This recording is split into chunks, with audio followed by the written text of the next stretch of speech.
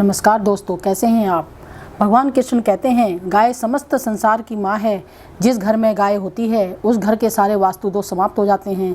धर्म ग्रंथों के अनुसार गाय में सभी देवी देवताओं का निवास होता है। गाय की पूजा करने से समस्त देवी देवताओं की पूजा का फल मिलता है। गाय पर सभी नक्षत्रों का प्रभाव पड़ता है। गाय का दूध अमृत के समान है। आज हम आपको बताने जा रहे हैं, लेकिन उससे अगर आपने मेरे इस चैनल को सब्सक्राइब नहीं किया है तो सबसे पहले सब्सक्राइब कर लें। गाय में 33 कोटि देवताओं का वास होता है। अगर गाय की नियमित रूप से पूजा की जाए तो गाय आने वाली विपदा को हर लेती है।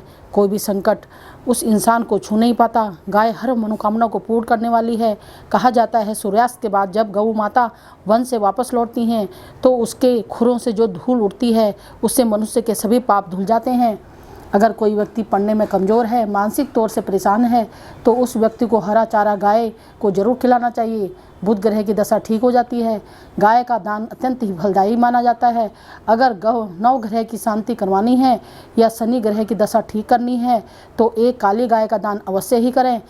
इससे सभी कष्टों से मुक्ति मिलती है और शनि की कृपा से सब ठीक हो जाता है। अगर कोई कार्य अटका हुआ हो, काम नहीं बन रहा हो तो गौ माता को रोटी और गुड़ खिलाकर गाय के कान में अपनी मनोकामना बोल देनी चाहिए। गाय की पूजा करने से माँ लक्ष्मी प्रसन्न होती है। घर की आर्थिक स्थिति भी बहुत मजबूत होती है। गर्मियों में गाय को पानी अवश्य ही पिलाना चाहिए।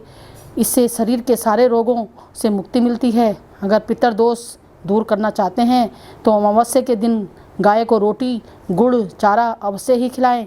इससे सारे पितृदोष समाप्त हो जाते हैं।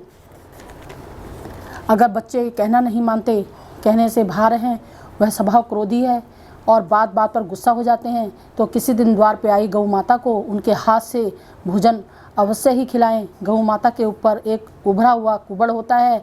उस कुबड़ में सूर्य केतु नाड़ी होती है। रोजाना सुबह उस कुबड़ को हाथ फेरने से मनोकामना पूर्ण होती है। उसके सभी आर्थिक कष्ट भी दूर हो जाते हैं और गरीबी का नाश होता है। उसके सभी रोगों का नाश भी हो जाता है। इसलिए गौ माता की पीठ पर अवश्य ही हाथ फेरना चाहिए।